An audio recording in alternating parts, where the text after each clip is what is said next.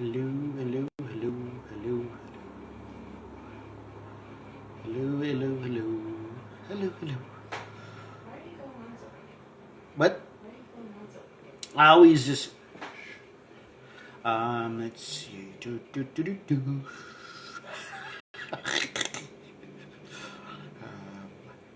Here we go.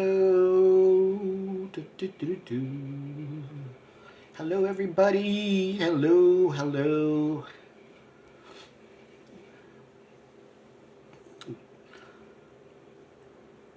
Just making sure everything is set. Hello, everybody. Hello. Hello, hello, hello, hello. Anybody else? Let's see if he wants to. All right. Cool, cool. Hello, hello. Let's see. Da, da, da, da, da.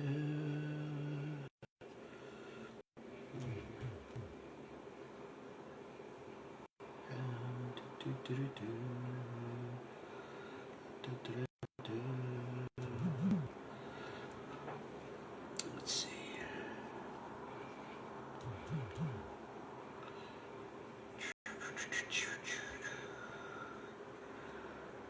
All right. Just doing a quick audio check, light check. Everything sounds good. Hope everybody's well. We're going to be kicking things off in just a few moments.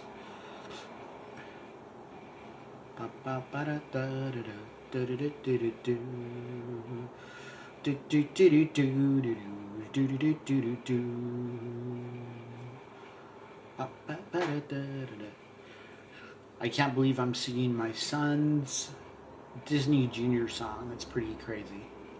That's what I do. I guess when you're a parent, that's what happens is you start singing your kids' songs instead of your own songs. Let's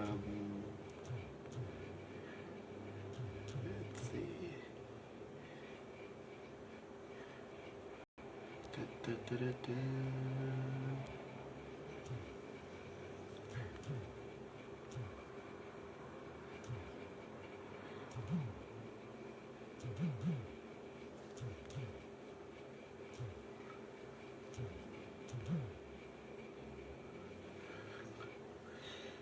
Really? Really?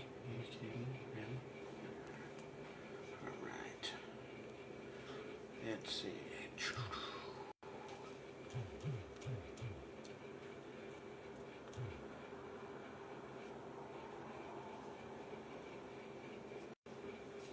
Let's see.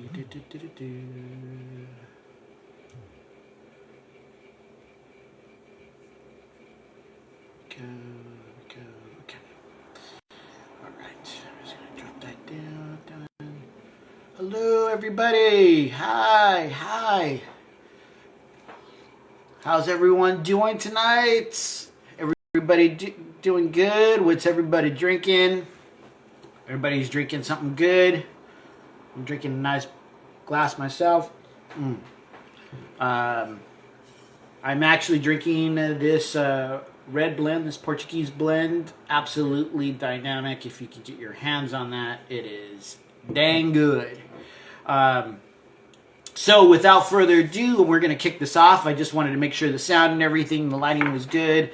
Welcome to Breaking Bread with Corey, also known as Breaking Bread with Lavelle Voyage on Spotify. You can find me on Spotify as well. Thank you for joining us tonight. We have an amazing guest that is going to share the screen, and break bread.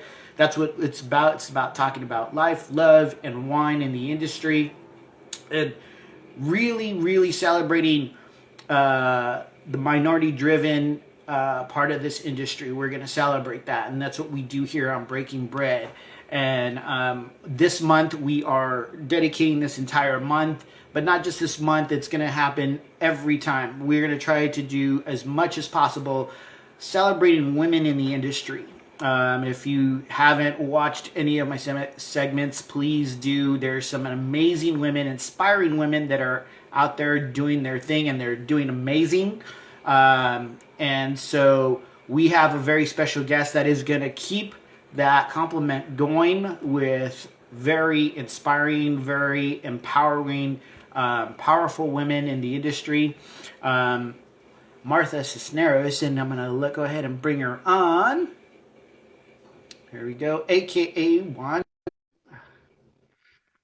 See, hello, hello, hello. There you are. Hey. Hi, Corey. How are you? Good. How you doing? I'm gonna tweak my camera up a little bit more. There we go. How's it going? It's going good. Friday sometimes it feels like Monday for me, doing a million of things, running around. But I'm Right. glad to connect with you. Thank you for having me. Absolutely. Thank you for your time and just spending it with us.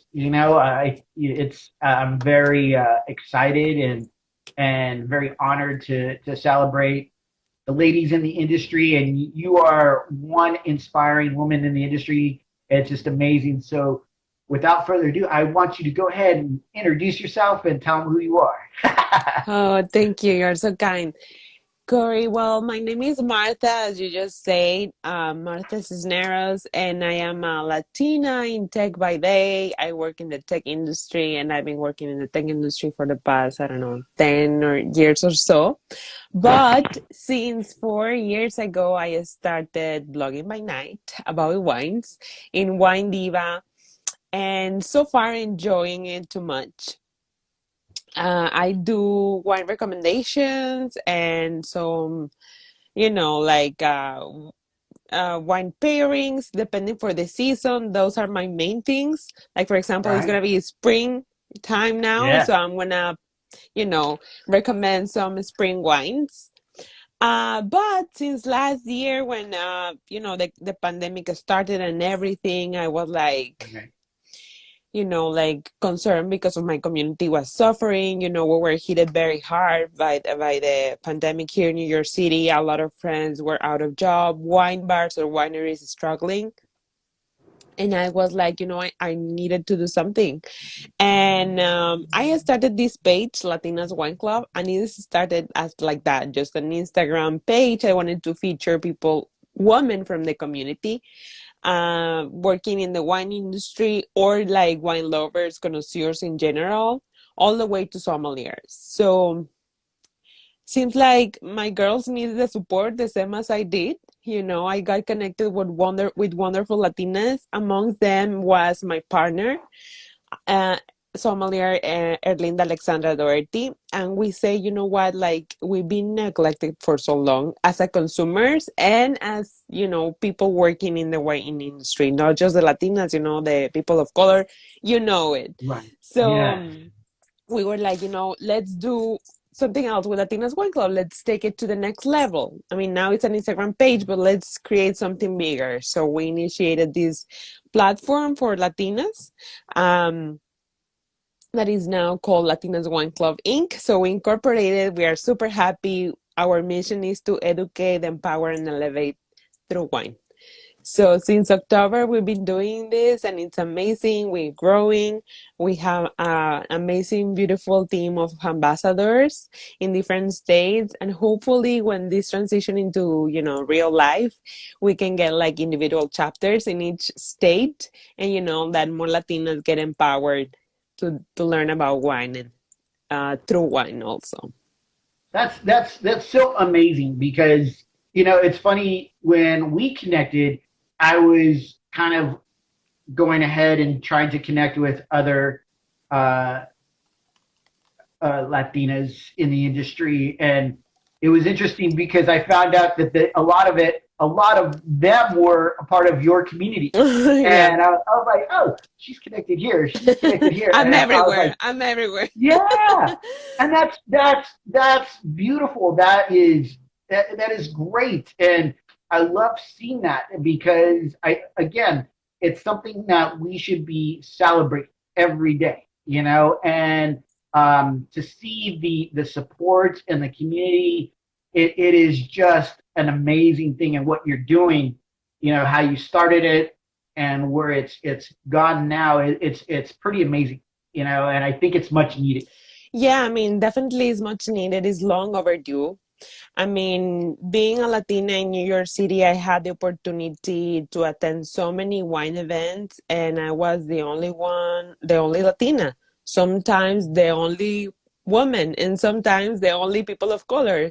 So I was like, like, why is it like that? Like, it's 2021, New York City. Like, what is Right. happening? So, Yeah. um, through the community, I've noticed that in other states, like it's the same.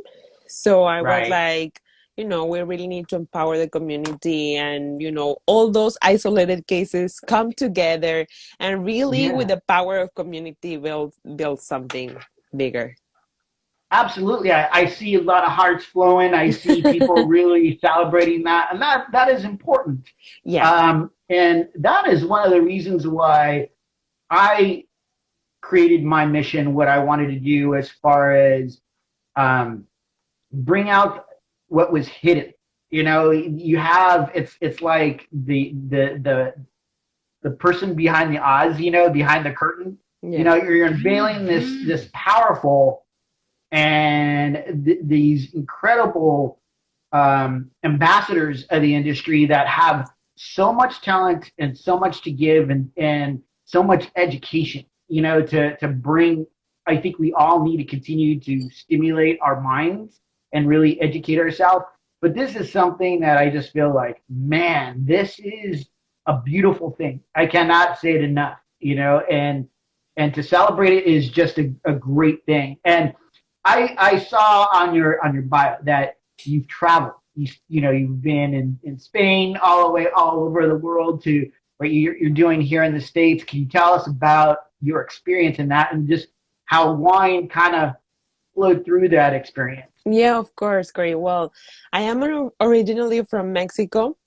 I was born and raised in the northeast part of Mexico, and thank you to my parents and my extended family, I was able to have the opportunity to learn English in Texas because I have family there. So I was going and coming, and then I grew up older. I went to college, and in college I had the opportunity to study overseas. I went to study in Madrid, Spain. And I was like, okay, everyone is drinking wine, what's happening? I fell in love with the culture because my grandfather from my dad's side is Spanish. So I was like, it felt like I was connected to the culture. So I came back to Mexico. I finished college, I graduated, and I said, you know what, I have to go back to Spain. Like, I got a job there, so I went back, but this time in Barcelona. So I had the opportunity to experience, the work environment there and everything. And again, the wine was like something that every day was in every day, in every lunch, or like the dinner that I have for like meeting or anything, there was wine. And I was like, you know what, I need to keep up because I am the Right. only one that's drinking, everyone is enjoying, and I'm like, what's Right. happening? Like, I never seen this growing in Mexico. Like, we were used to drink tequila, or I see my parents drinking beer like sometimes, but it was not like an everyday thing. So I got very curious. The people in Barcelona are wonderful. So they show me the bits and bolts about this is the red one, this is the white one, a little bit here Yeah. and there. They have beautiful wine regions there. So I learned a little bit about Catalonia and, Cava and Priorat when it was Yeah. starting. So I was like, okay, like I need to continue my wine studies. Time passed by, and I came to the US. I came to Texas, and then I moved to New York because of work reasons. And here I met my partner, and we were connected through wine, and we were like, okay, it's becoming like a thing. We were, Right. there's a wine region here in New York City, so we were visiting the wineries in Long Island, in the Hamptons, ABA, and Long Island wine country. So I started documenting everything, and I was like, you know what, like, it's becoming a thing, because people is liking it. It's a different perspective. I mean, I'm a Latina in New York City, so I bring something different to the table, I guess. Absolutely. Yeah, so I was like sharing and recommending this and that, and that's how I started building up my audience. And I say, like this is something else. I need to keep up with the learning, so I started the WSET 1, and now I took the WSET 2. I passed the exam, yeah, like in November. And Bravo, yeah, I got bravo. certified. Yes. Now I'm studying Yes, the Italian wine scholar. So I'm really enjoying the wine studies. I think, Corey, if you agree with me, you never stop learning about wine. Like there's absolutely. so much to learn.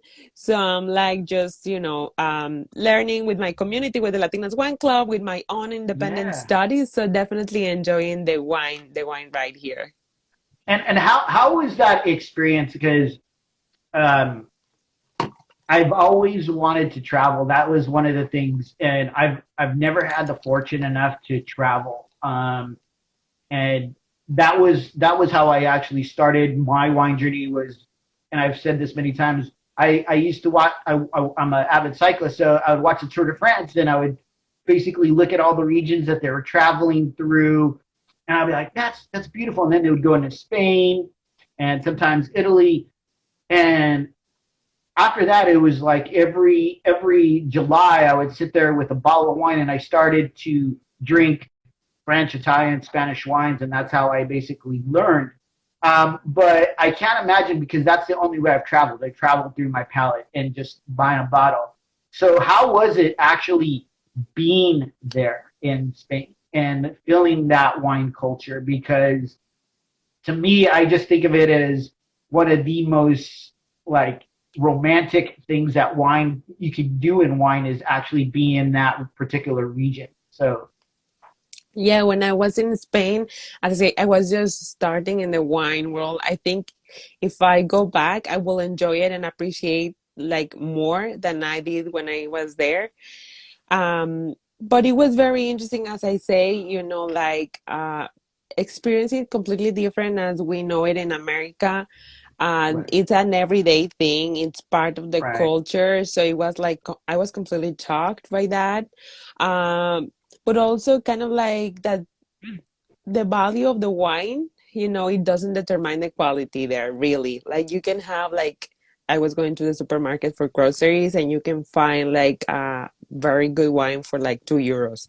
And for me that was like how? And my right, colleagues were like, yeah, it's so good. And I was like, no, like how come, like right, $2 wine in America is like, not of good quality, or we have that idea, but they were right, like, no, like it's good wine. So that was completely different. So it was kind of like a cultural shock in terms of wine, if you right, want to see it, because of the consumption, because of the price, the availability. It's everywhere. right. I remember going Yeah, for example, to the museums, and there were like, here in New York you see the street food cars. Were there were like street wine cars, like you can get the wine like everywhere, right. so it was kind of like amazing. People can drink more of like in the street. In some places it's Mhm. more used. So I wish I could have visited at the time, like, the actual wine regions. I didn't.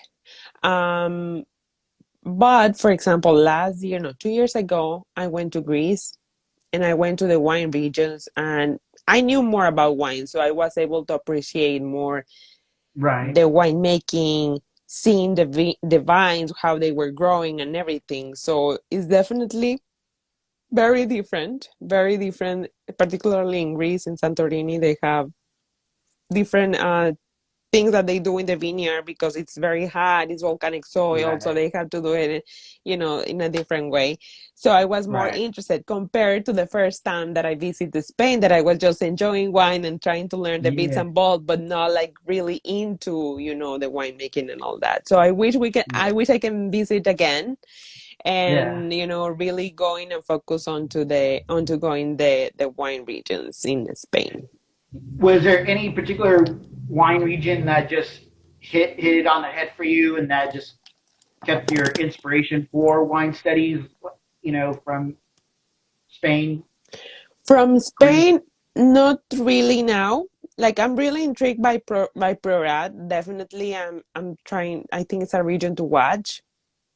But right now, I am very focused and I'm very inspired by the Conegliano Valdoviadene region of Italy and near the Veneto area. I mean, it's in Veneto area, but it's the mountainside is where they grow the Prosecco Superiore. I'm really, really inspired by it because Prosecco, I started drinking it when I came to America, like, I don't know, 10 years ago or so. But I was getting the Prosecco DOC, that it was kind of like, the available Prosecco, maybe, or the Prosecco IGT, that it was like, okay, maybe it has a little bit more alcohol and this. So I was just doing it for fun. Right. So last year I took a master class of the Conegliano Valdoviadene area. And I was like, why are we taking this or why are they promoting this area? I didn't know that there was a DOCG. And I was amazed by it. I tried, I think, like 15 DOCG, and I was like stunned, Yeah. like amazed. So I started learning more about it, and like really how just it's the same area, but how the flat soil and like the mountains and everything, it changed completely the Oh yeah. experience. So I Yeah. am really, I think I fell in a rabbit hole after that master class. I was Yeah. trying all the Prosecco con Elena Valdoviadene that I could find because I was like, let me try. Does it taste the same? Does it taste the same? So I was like really into it. I'm still a little bit, but like I was so like, my audience knew that I was like kind of like I converted from wine diva to the queen of Prosecco because I was like so into it. Um, yeah, but I wish I can be an ambassador for the region because I think I can speak from experience. I'm really amazed by what is happening in those mountains, in the Conegliano Valdoviadene mountains. Oh yeah. My one of my good friends that I used to work with, he was a bartender for a lot of the special events for like the Academy Awards and the Golden Mm-hmm. Globes, and um, he would say, do you know what they're drinking when they're drinking their bubbly on the table? And I was like, no. He's like, they're drinking prosecco Uh-huh. because if they drink champagne, a lot of times it's too harsh, it's Yes. too heavy. Mm-hmm. So they would give him prosecco, and he's like, people drink this like it's water. They love it, Exactly. and Yeah. I love prosecco, hands down. I mean, I love the bubblies too. I love your traditional champagne. I love prosecco and I love cava. There's just there's so much interpretation between the different styles. It's hard not to Yeah. enjoy those bubblies. But that is really cool to know that you really are focused on that area of prosecco. I wanted to ask you. So since you got your W set too, what do you want to do with that? Where do you want to go as far as do you want to keep on as far as educating Yeah, and no, definitely. I mean, as I say, I wanted to take a break from the WSET. So what I'm doing now is the IWS, that is the in Italian Wine Scholar, through the Wine Scholar Guild, because I really want to focus on Italian wines. So I have to take 2 units. Right now, I'm studying the unit first, and it takes like, 6 months if you go through all the material. So it's basically the north part of Italy. And then I have to take the unit two, that is like, I think the mid Italy and south. Um, and that will take me another 6 months. So probably if everything goes good, I take the test and everything. And then after that, I think I would like to take the WSET 3. And maybe, I hope in 3 years I can take the sommelier exam, but let's see, it's not easy. I mean, right, I'm sure yeah, but yeah, definitely I want to keep going right, with the community and the wine education that we're doing and the personal relationship that I have with Erlinda, the sommelier.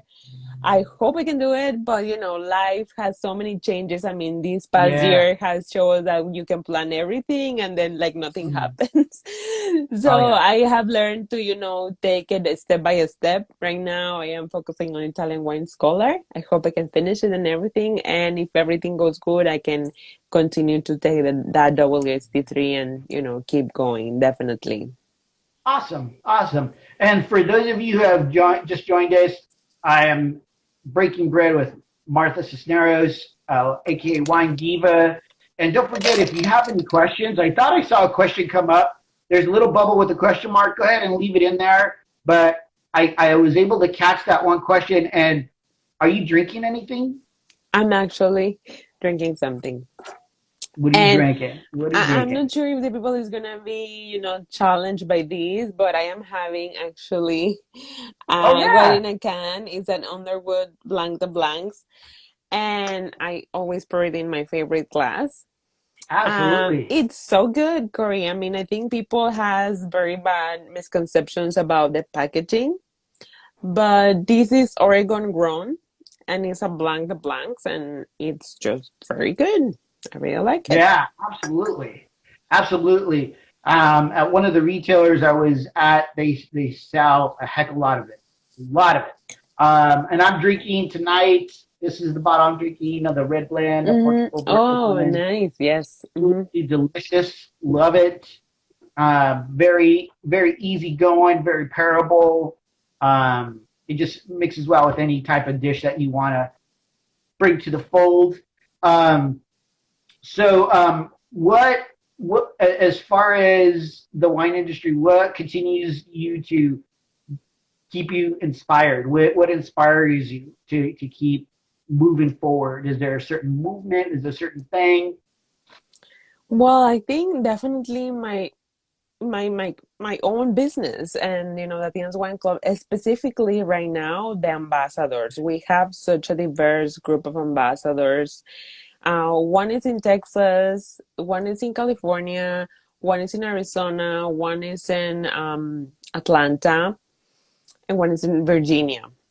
So they have so very different profiles. Like we have one bartender, we have one that is a hostess, we have one that is a sommelier, we have another one that is just a wine student, another one that is a radio host in Napa. So all their stories really inspire me because Right. seeing that they are like such a diverse group, but at the same time that we are like together and fighting for the same thing, like the representation, holding the wine industry accountable, really, it's inspiring me much. But it's kind of like I bring one perspective to the table, but every one of them, they bring something new, and it's still like very valid, like being part of the community means that you have to be empathetic about the reality of others, and that if we unite all our same objectives, we can definitely create that change. So Absolutely. I really feel very inspired by them. I really want to showcase and share their stories because I see that for every one of them, there are like much more out there that maybe if they read, they can feel like, they can identify with their stories. So I'm really working with them to share that story. Sometimes it's not easy, Corey. Yeah. It puts you in a very vulnerable place, Right. saying your story. So we're trying to empower them and say, like we are here all the way. We support you. We want Yeah. to, raise your voice with you in the class, of course. Right. Absolutely. And again, I can't say this enough. I think a lot of the industry that is out there, we need to do our part to promote that and to Mm-hmm. really embrace that and celebrate that. I continuously say that, and that is the one thing I found because I've been more on the retail side, selling a lot of wines, being enthralled by what's coming in, what's going out, and what's selling, and how everything is done. And I feel that there's a need. There's a need of change. Yeah.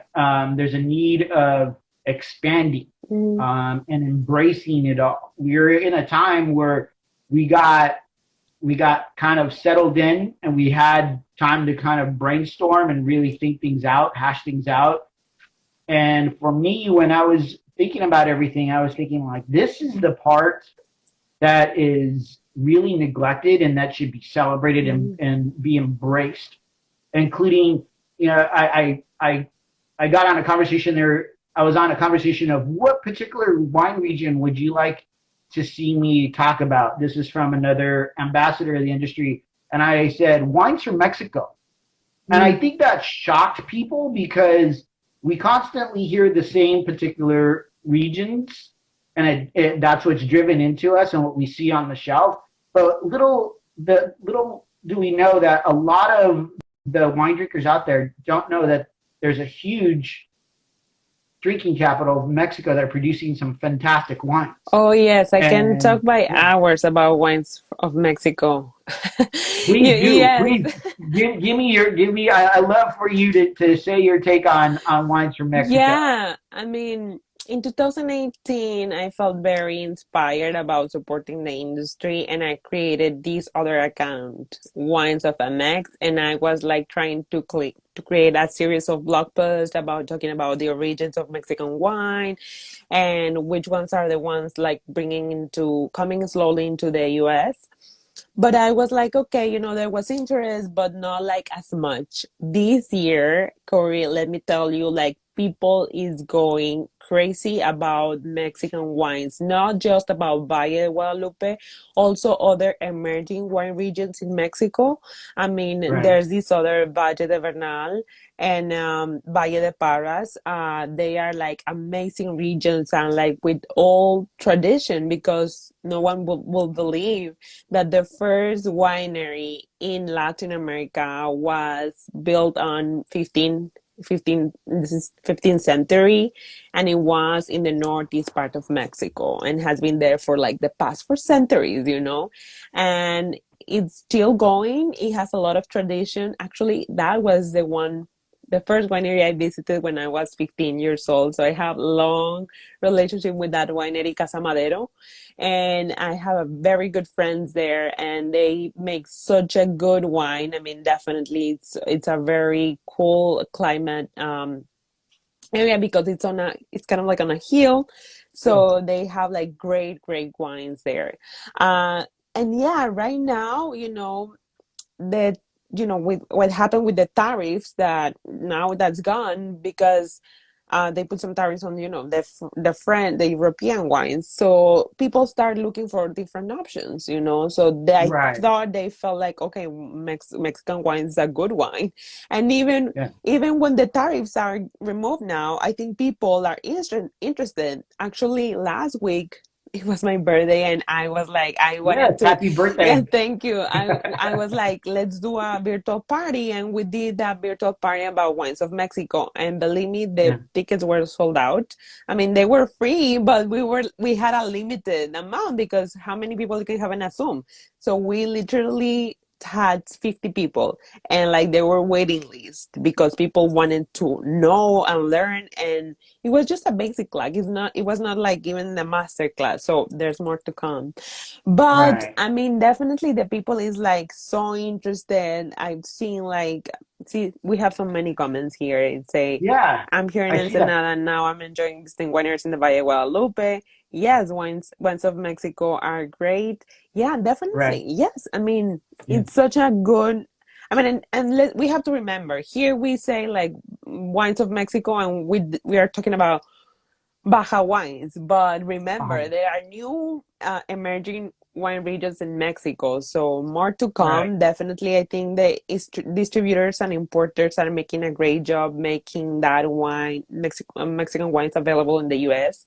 So definitely follow them, definitely support them because if you want them and you want them to be like a little bit cheaper, definitely Yes. get that bottle that is a little bit pricey now, but it has like very good quality, and why not support, our neighbor Do you know what country? type of varietals are coming out of Mexico? Yes.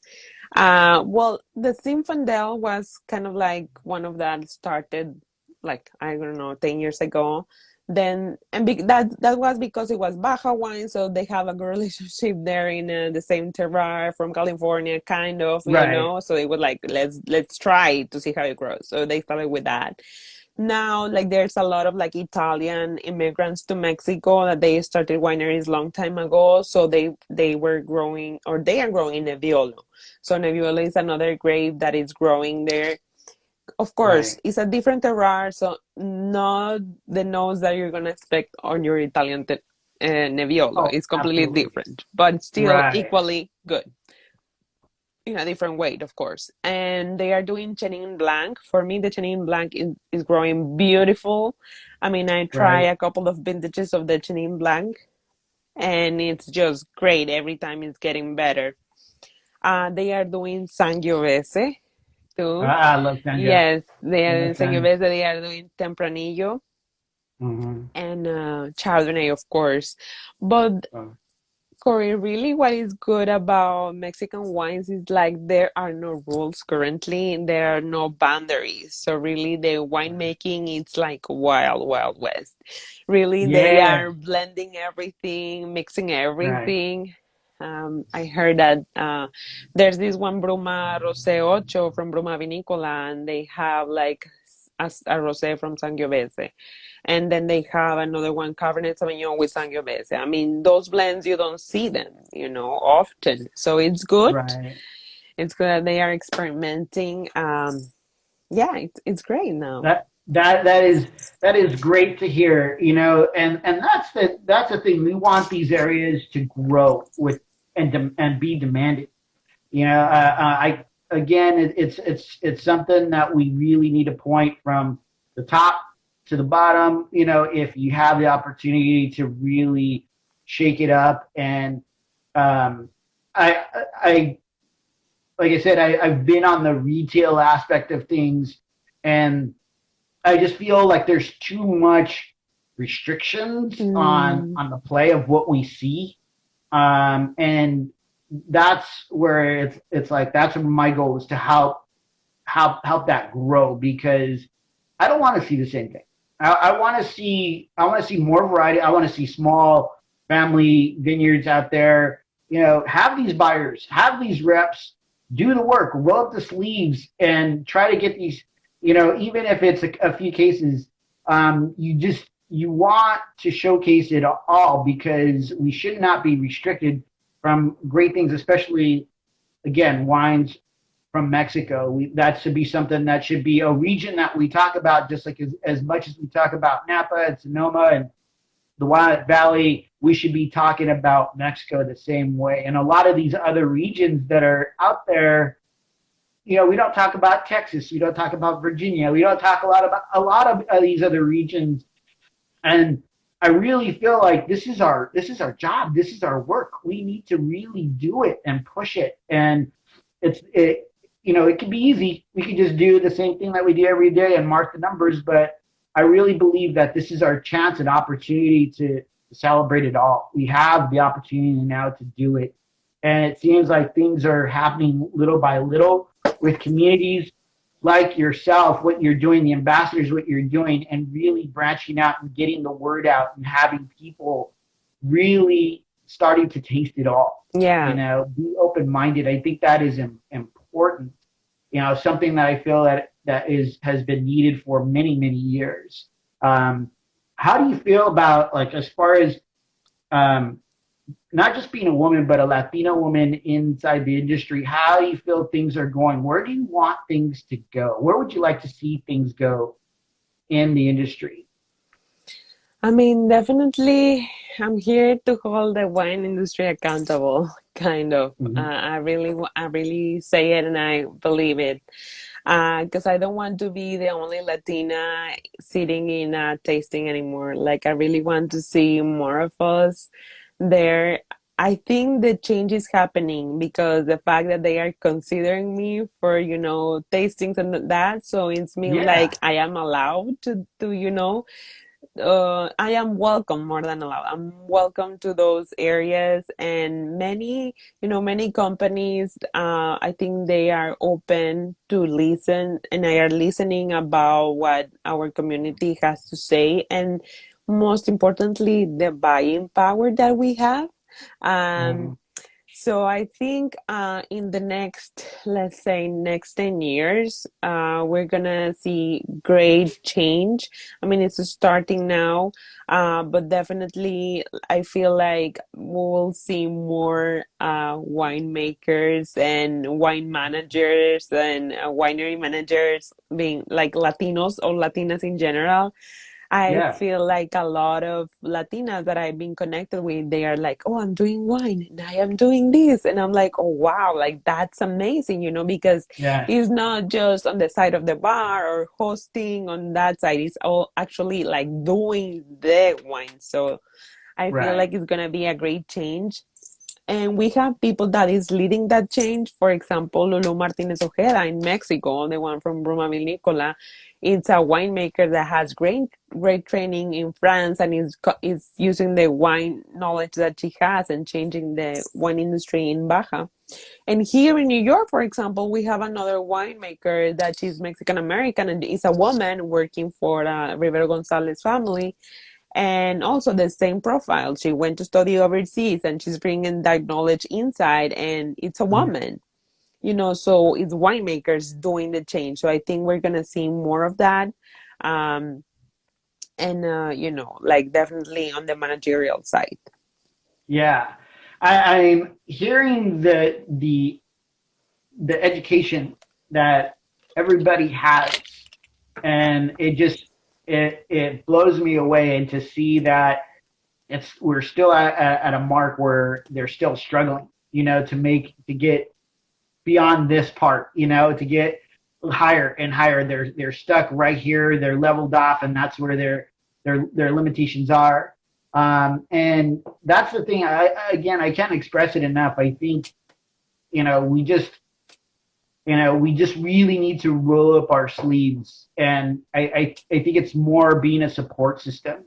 Being a support that, embrace that, and every conversation that I've gotten into when I've come into chat rooms and seen the support, the conversation always ends up being the same. It's having that support system. It's having that support system that is going to take it up the next step and the next step and go further and further. But until that, it's like it just seems like we're stuck in a rut, and we gotta keep on pushing. And I think we gotta Yeah, keep on pushing you that hit next. you hit a very important point, Corey. I mean, as a community, as Latinos, I think we're learning from the past that we really need to build that system. Like if there's no Right, system, so if there's no culture, let's gonna create it. And I right, had the opportunity to speak to someone, and they were like, you remember when like the African American culture started trending in New York and the hip hop change and everything, and they created like a cultural change. So I think it's the right. turn of Latinos, like we've been in America, we're part of the history for so long, but we haven't created that support system. And I think we've seen so many things change in the last couple of years that I think it's going to continue like that. And definitely we have to support each other. We learned that like by competing with each other is not going to work. So Right, that's why I was very happy when you invited me. I was like, yes, of course, and right, so many other Latinos have invited me to do podcasts and, right, lives and this. And I'm like, yes, I mean, we're supporting each other. So definitely it's right. it's something that we it have to keep going. It has to be, we have to do the job. It's not just like, oh, I want to see the Yeah, change. I want to see the change. When yeah, if you don't see it, then do the change. yeah. Definitely. And I think that's what's happening with everybody too. It's supporting one another, Mhm. really helping them, each other get connected and network. And I see that it's not about competition anymore. Yeah. Everybody that's especially doing what we're doing, talking about wine, we're talking about that support system. We're talking about, hey, how can we help each other out, not competing against each other? Yeah. How can we push to the next step. And that's the one thing I think is a beautiful thing right now. We need to continuously celebrate that. And I, being a Latino male, it's like I know how hard it is Mhm. and how struggle is, but I don't know. I honestly don't know what it is for a woman of color to go through it, because I think, oh yeah, it's hard for me, but you don't really see it. And then all of a sudden you start hearing it and you start coming into these conversations and you're like, this is unreal. This is unreal. So, you know, I can't celebrate you enough what you're doing for the community, the just the women community alone, being a Latina and just helping out the many areas that needs to be embraced and celebrated with. Um, and I know we're getting close to the end of our time, and this has been such a great education for me because, like you said, with wine, you constantly learn. You Yes. constantly learn, and that's the one thing I really dug about what you say is you constantly learn, and that's the one thing I love about wine is we're never finished. Yes. We always continue on and find another area. We're going, oh my gosh, I didn't know about this, and this is awesome. Um, Yes, yes, definitely. Believe me, I have had the opportunity to meet like so many knowledgeable people. Like they have like years ahead of me, and I'm like, do you know everything about wine? They're like, no, you never stop learning. There's always like a new grape or like a new region or right. something. And I'm like, okay, I feel relief, you know. But that's why it's a passion, you know, because it's like you have to be passionate to keep learning about it, definitely. Absolutely. Absolutely. And it's a beautiful thing. Wine is a beautiful thing. Yes. I can't say it enough how it's just it's a part of life. You Yes. know, it's a part of celebration. I really love it. So I got one more question for you. So what would you say to all the women out there that are maybe looking to start their journey or that are beginning or in the middle of their journey? Um, what do you got to say? Do you have any words of advice? Yes, definitely. You know, as a just as a woman in general, often we are thought about like we just and drink the wine and you know we just use it for stress. And I really want to change that narrative. I'm trying to propose like a mindfulness moment. So when you are with your glass of wine, like really be present and enjoy. Even, I mean, it doesn't matter if you are starting your journey or if you are just like me, you know, like a wine student. Definitely take that time to really appreciate with all your senses the color, the aromas, and the palette of the wine. Take a moment. Sometimes even studying Korea, you know, like you are like in a rush, like testing and you know the Yeah, tasting yeah, notes, and you yeah. know it doesn't have to be like that. Really take that moment, like be present, appreciate like the story behind the wine and everything what is the experience offering you. I think that's my greatest advice for Yeah. anyone in any Great. stage of the wine studies or like the wine connoisseur life. Love it. Love it. You know how you say about, slowing it down and smelling it, looking at the color. You know, one of my favorite quotes from this book, it was on the cyclist Lance Armstrong, and it was his bio, and he was talking about cycling doing the Tour de France, and he said he never got to really enjoy racing in the Tour de France because he was racing. He never got to see everything that's around Yeah. while he was racing. And we see it as spectators, but we don't, the cyclists themselves, the racers themselves don't see it. Uh-huh. And that's the one thing I see about wine in Yes. general. You can see I'm almost done with this glass, but it's this setback, this appreciation of just instead of rushing just to grab a bottle, take your time, look at something, discover a new region, look at different colors and the aromas. And there's so many years that go into each and every bottle. You got Mm. to have an appreciation. And that's the one thing that what your word said just hit it right on the nail. We got to slow it down and really enjoy all wines, and celebrate it. Yeah, indeed, So, Harry. Indeed. yes, yes.